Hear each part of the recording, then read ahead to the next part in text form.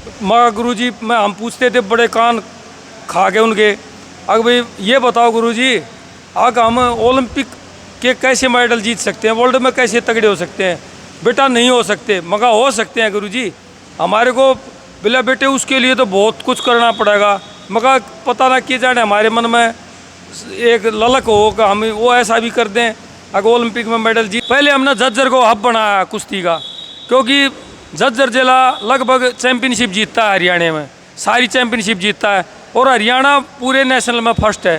तो हमने हब बनाया, हमने ये नहीं सोचा अगर भाई दूसरा अखाड़ा ख़त्म हो जाए, दूसरा पहलवान कम हो जाए, हम एक दूसरे को बढ़ावा देते हैं, अखाड़े के दूसरे पहलवान को भी बढ़ावा देते हैं ताकि हमारी आपस में प्रतिस्पर्धा बने, अच्छी प्रतिस्पर्धा। हम लड़ाई झगड़े के उस पर नहीं ले जाते पहलवानी को, हम तो प्रतिस्पर्धा बनाते हैं पहलवानों की।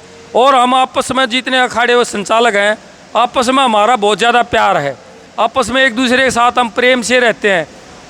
और अब हमारे झज्जर जिले में इतने खाड़े बन गए, हम ये कहते हैं कि भाई हम इसको हब बनाएंगे। ऐसा नहीं है बजरंग पूनिया कोई भी खिलाड़ी बनता है उसके ऊपर पता ना कितने लोगों का प्रयास होता है।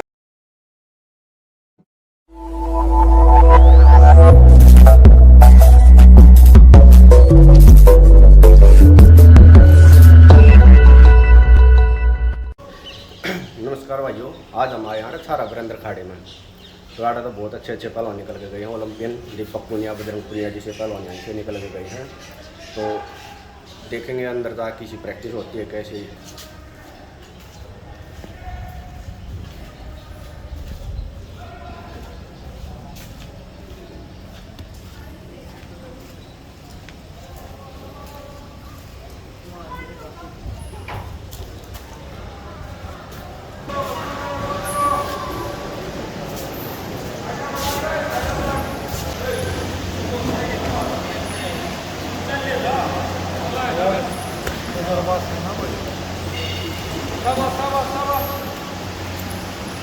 चलते रहो।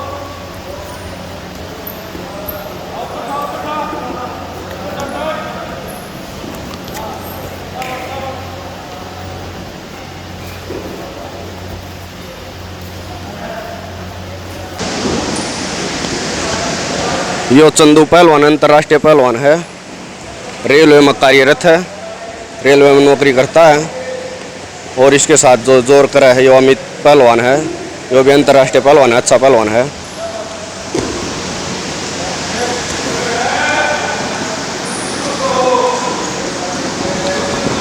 ये दोनों अच्छे पहलवान हैं, दोनों आए नेशनल मेडल है जूनियर में, बहुत अच्छे पहलवान हैं। चलो भाई शाबाश।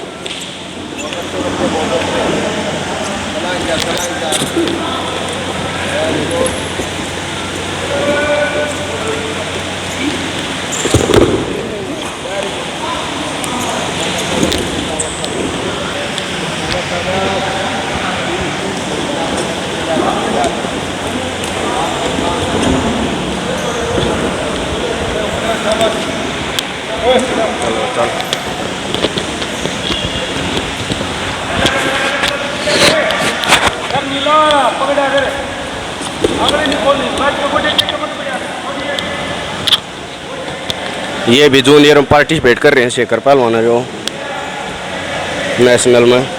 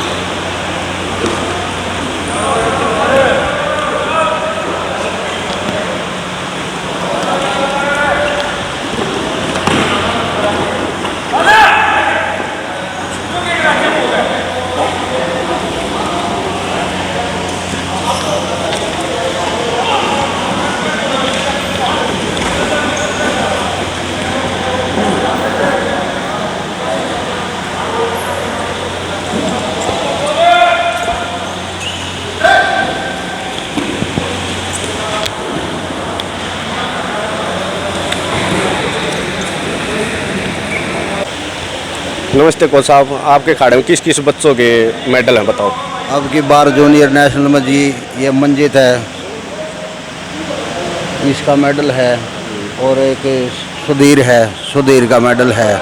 2 लड़के के नेशनल में मेडल हैं और युद्धवीर का इंटर यूनिवर्सिटी में मेडल है। और ये रेलवे में कार्यरत है, पहलवान, कई बार का नेशनल का मेडलिस्ट है। ये अमित चंदू और प्रदीप पहलवान, और ये अमित पहलवान है, नेशनल का कई बार का मेडलिस्ट है। और हमारे इधर जो नए बच्चे हैं, अच्छी प्योर तैयार हो रही है, बहुत बढ़िया अच्छे तरीके से मेहनत हो रही है। और काफ़ी बच्चे आगे आने वाले समय में उच्च स्तर पर मेडल लेकर आएंगे, हमारी ये उम्मीद है जी। सुने आज दीपक पुनिया, बजरंग पुनिया भी यहीं से तैयार होकर गए हैं। हाँ जी, दीपक पुनिया और बजरंग पुनिया भी यहाँ से नेशनल में मेडल ले चुके थे। और भी पहलवान है, संजीत कुंडू है, प्रदीप देशवाल है, वर्ल्ड में मेडलिस्ट है, एशिया का मनदीप पहलवान है, और भी बहुत सारे अच्छे पहलवान हैं जो इंटरनेशनल स्तर पर देश का प्रतिनिधित्व कर चुके हैं। धन्यवाद कोच साहब।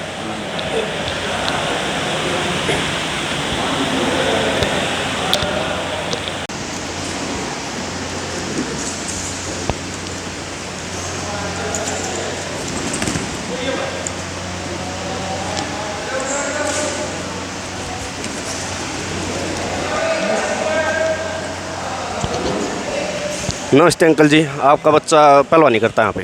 हाँ जी, किस तरह की प्रैक्टिस होती है यहाँ पे? बढ़िया प्रैक्टिस हो, बढ़िया जोर हो है जी, दाऊँ बहुत बढ़िया। आपका बच्चा किस लेवल तक खेला है? स्टेट खेल रहा है जी।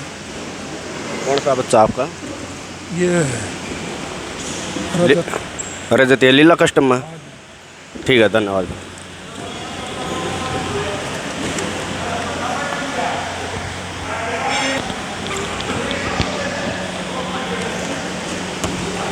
राम राम भाई साहब। राम राम भाई। यहाँ पे प्रैक्टिस कैसी होती है? ठीक बढ़िया प्रैक्टिस हो भाई। और आपका बच्चा? यो छोटा भाई है अपना, किस लेवल का है? यही नेशनल मेडल आया है, भारत कुमार में भी सेकंड होया है। और आगे टारगेट आगे भाई 23 आओ, सीनियर आओ है, इनका टारगेट है। आगे देखो तैयारी सही करने लग रहा है प्रैक्टिस। चलो, बहुत बहुत धन्यवाद बस।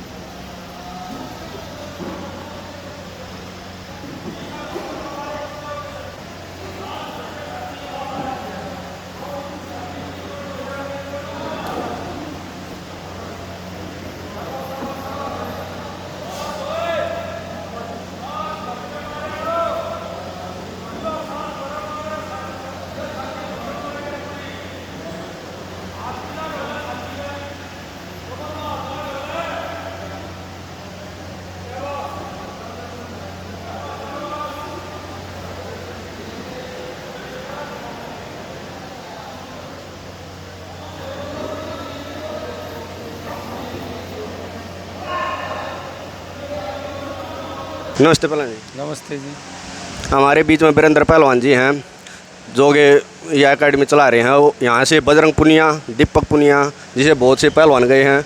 और गरीब बच्चे के लिए पहलवानी करने के लिए इससे जगह अच्छी जगह कहीं नहीं है, क्योंकि यहाँ पे कोई नहीं तो कोई फीस लेते हैं पहलवान जी, और नहीं कुछ खर्चा लेते हैं, नहीं कमरे का, नहीं बिल, कुछ भी नहीं लेते हैं। फ्री में ये संस्था चला रहे हैं। तो यहाँ से बहुत अच्छी पहलवान अंतर्राष्ट्रीय पहलवान भारत के श्री भारत कुमार, बहुत से पहलवान निकले हैं। दीपक पुनिया, बजरंग पुनिया भी यहीं से निकल के गए हैं। तो पहलवान जी, आपने ये अकेडमी कब शुरू की? मैंने ये एकेडमी सन 1995 में शुरू की थी। अपने आगे कोठड़ा था, उसके बाद सुचारू रूप से सन 1997 में ये एकेडमी शुरुआत की थी मैंने। और ये सपना लेकर की थी क्योंकि मेरे गुरुजी उदयचंद जी, जो पहला अर्जुन अवार्डी उदयचंद जी हैं, मैं गांव में करता था कुश्ती धन्ना पहलवान के पास, वे शुरू के मेरे गुरुजी वो हैं। और सरदारे पहलवान, उनके पास मैं कुश्ती करता था। फिर मैं 11वीं कक्षा में हरियाणा कृषि विश्वविद्यालय हिसार में मैंने सुना था भाई पहलवान उदयचंद बहुत ही अच्छी कुश्ती सिखाता है। तो मैं वहाँ हिसार में हरियाणा एग्रीकल्चर यूनिवर्सिटी में मैं उदयचंद जी के पास गया और मैंने वहाँ बारीकी सीखी। मैंने जो इंटरनेशनल सत्र की सोच थी मेरी वहाँ से डेवलप हुई। और मेरे मन में, क्योंकि मैं एक बचपन में जैसे प्रैक्टिस करता था, फिर मेरे समझ में आया भाई बचपन में हमने कैसी प्रैक्टिस दे सकते हैं। गुरुजी हमारे को बताते थे भाई हम तो दुनिया में बहुत पीछे हैं। मगर गुरुजी हम पूछते थे, बड़े कान खा के उनके, अगर भाई ये बताओ गुरुजी, आगे हम ओलंपिक के कैसे मेडल जीत सकते हैं, वर्ल्ड में कैसे तगड़े हो सकते हैं? बेटा नहीं हो सकते। मगर हो सकते हैं गुरुजी, हमारे को बोला बेटे उसके लिए तो बहुत कुछ करना पड़ेगा। मगर पता ना किए जाने हमारे मन में एक ललक हो कि हम वो ऐसा भी कर दें, अगर ओलंपिक में मेडल जीत सकते हैं। फिर उन्हीं सपनों के लेकर हम तो वहाँ तक नहीं पहुँच पाए, क्योंकि जो ग्रास रूट पर जो चीज़ें डेवलप होनी चाहिए कई बार वे नहीं होती। तो आदमी कितना जोर लगा लो, फिर वो उस पोजीशन पर नहीं पहुँच सकता। क्योंकि कुछ चीज़ें ऐसी होती है जो 8 से 12 साल 14 साल तक ही डेवलप हो जाती हैं। कोई रेयर केस होता है जो एकदम से आगे बढ़ जाता है, लेकिन 8 से 14 साल तक 12 साल तक बहुत चीज़ें डेवलप हो जाती है खिलाड़ी की जो होनी चाहिए। और हमने फ्लेक्सिबिलिटी पर उनके ऊपर पूरी चर्चा करते थे। तो उसी बात को सोच के मैंने ये संस्था बनाई। सबसे पहले हॉल बनाया, ये जिसके अंदर आप मेरा इंटरव्यू ले रहे हो, इस हॉल के ऊपर मैंने सबसे पहले मैट की व्यवस्था की। भाई चाहे झूपड़ी में रहें, लेकिन सबसे पहले ओलंपिक में मेडल जीतना था हमारे को। जिस इक्विपमेंट पर हमारी फाइट होनी है, सबसे पहले तो इक्विपमेंट चाहिए हमारे को। तो हमने सबसे पहले इक्विपमेंट के लिए हमने मैट की व्यवस्था के लिए हॉल बनाया। हॉल में इस हॉल के अंदर मेरे 2 साल के अंदर छत आई थी इसकी। ये खुला रहा, मगर मकसद यही रखा था, लेकिन हॉल बनाना है, मैट ले आना है, उसके ऊपर बच्चों की प्रैक्टिस करानी है। तो सन 2003 में भारत सरकार ने गोद भी ले लिया ये सेंटर। और फिर उसमें पहला बजरंग पूनिया को बहुत अच्छे पहलवान और भी उसके साथी जो 8 से 10 बच्चे थे, तो मेरा प्रयोग रहा है। लगभग 10 बच्चे थे, वे सारे के सारे बहुत अच्छे हुए।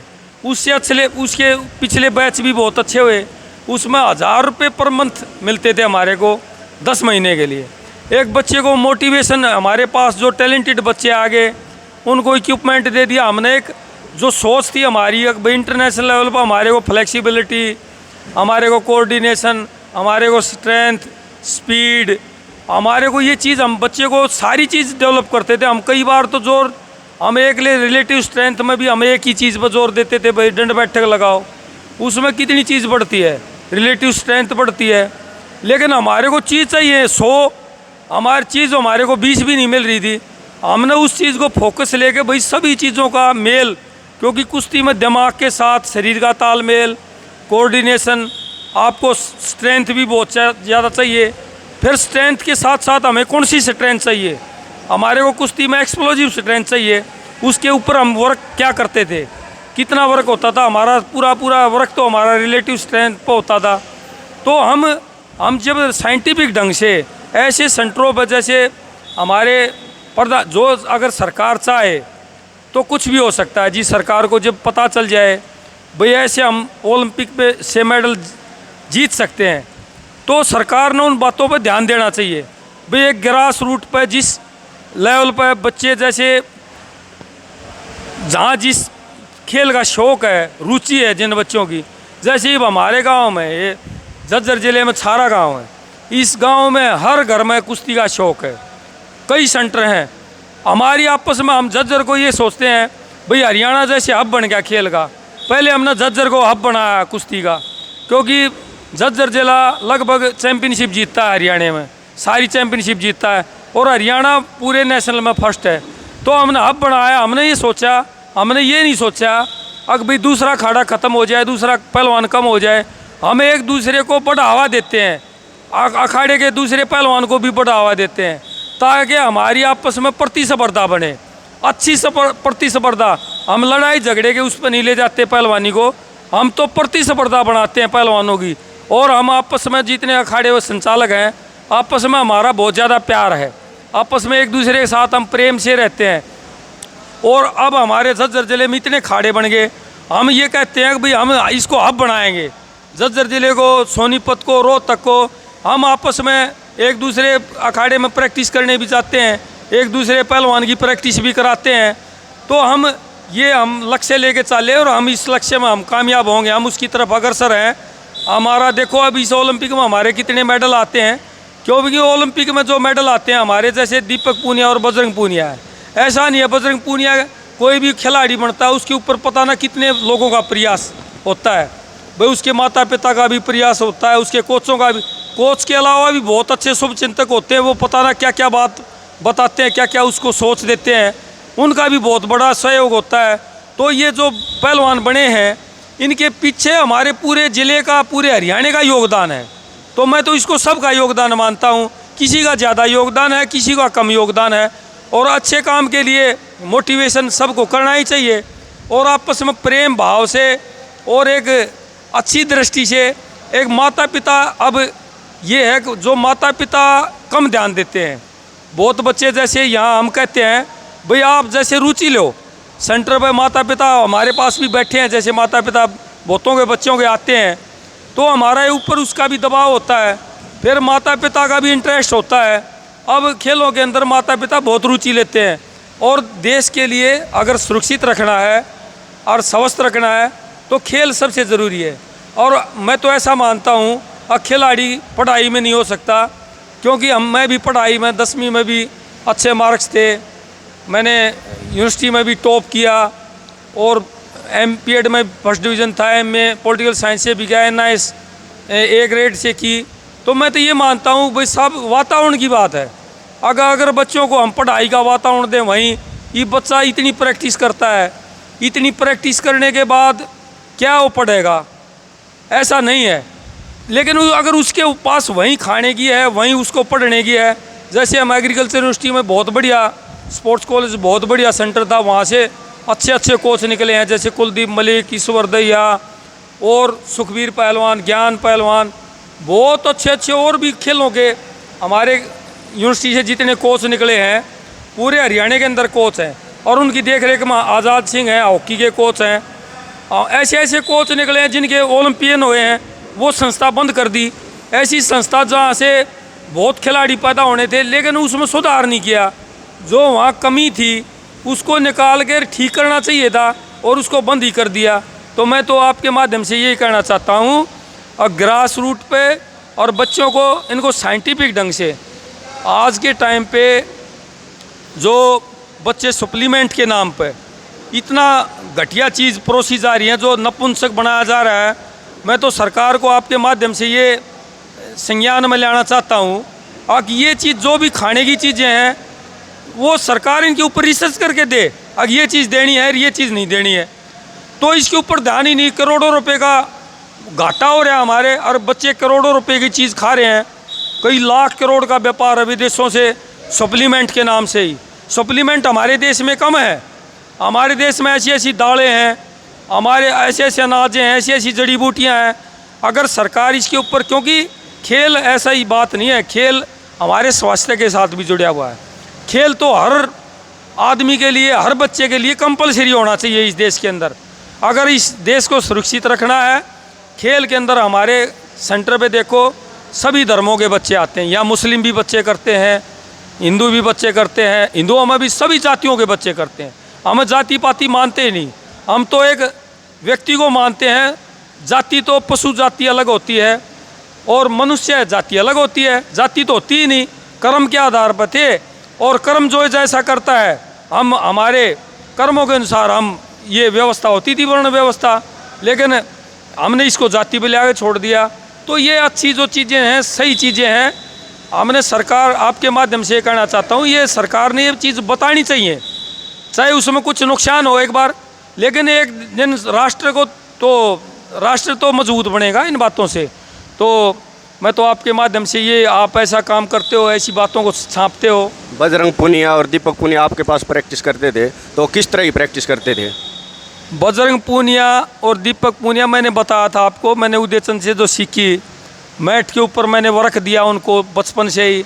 अब भाई इससे आप, और वे बहुत ही डिसिप्लिन्ड बच्चे थे, मेरे को पूरा विश्वास है दोनों बच्चे मेडल, मेरे तो पूरा विश्वास है। अगर उन बच्चों में ऐसी मिट्टी से बने हुए हैं वे बच्चे, आग यहाँ की मिट्टी को बच्चे को ऊपर से घेर देते हैं, किसी इतना पक्का बन जाता है बच्चा मेहनत करवा कर करके, उसको चाहे किसी चीज़ से बढ़ा दे, वो इतना मजबूत, उसका मानसिक रूप से इतना स्ट्रॉन्ग हो जाता है।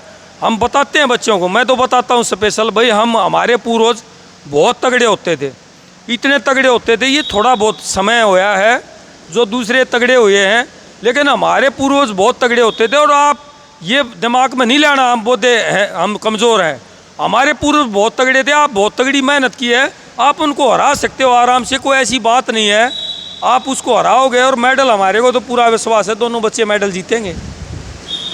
यहाँ से बहुत अच्छी अच्छी प्योद तैयार हुई हैं, और जितनी भी प्योद पहलवान जान तैयार करी है वो सभी पहलवान बने हैं, बहुत अच्छे पहलवान बने हैं। तो पहलवान जी, अब आपके पास कौन कौन अच्छा पहलवान है? हमारे पास अब नए बच्चे भी हैं, बड़े बच्चे भी हैं। हमारे पास जैसे युद्धवीर है, सचिन है, और ये प्रतीक है, सागर है, सुधीर है, मंजीत है, कई लगभग 15-20 बच्चे, और नई छोटी पौध हमारी बहुत लगनी चालू है हमारी। तो हमारे को तो पूरा विश्वास हो, हम तो एक राष्ट्र, एक ये हरियाणा हम पूरे राष्ट्र के बच्चे अपने बच्चे हैं, ये एक दूसरे को देख के आगे निकलते हैं, एक दूसरे से प्रतिस्पर्धा करके आगे निकलते हैं। तो ऐसी जगह पे ग्रास रूट पे सरकार ने, अगर हमारे को ओलंपिक में लगातार मेडलों की बौछार चाहिए, तो हमने ग्रास रूट पे मेहनत करनी पड़ेगी बहुत ज़्यादा। और ग्रास रूट पर मेहनत का परिणाम ये होगा, आपका स्वास्थ्य पे खर्चा कम हो जाएगा सरकार का, और इन चीज़ों पर खर्चा हो जाएगा तो स्वास्थ्य के ऊपर मेडिकलों पर कम खर्चा हो जाएगा, उससे बहुत ज़्यादा लाभ मिलेगा। अब जैसे हमारे आपके माध्यम से मैं कहना चाहता हूँ, अगर नशा गांव के अंदर बहुत ज़्यादा बढ़ चुका है और ये काबू से बाहर निकलेगा, अगर सरकार ने इसके ऊपर ध्यान नहीं दिया तो बर्बाद हो जाएगा हरियाणा, पूरा देश बर्बाद हो जाएगा। तो अगर हमारे को, हम सपने लेते हैं पूरे दुनिया में तगड़ा होंगे, हम दुनिया में सबसे अच्छा होंगे, लेकिन सपने लेने के लिए हमें उस पर काम भी करना पड़ेगा। अब भी हम सपने लेते हैं तो सपने के लिए हमने पुरुषार्थ करना पड़ेगा, मेहनत करनी पड़ेगी ग्रास रूट पे। तो हम दुनिया में भी कोई बात नहीं, जो आदमी जैसी सोच के चलता है तो फिर वहाँ कामयाबी तो मिलती ही है। तो हम तो आपके माध्यम से यही कहना चाहते हैं, ग्रास रूट पे बहुत ज़्यादा मेहनत की आवश्यकता है, ग्रास रूट पे ध्यान देने की आवश्यकता है।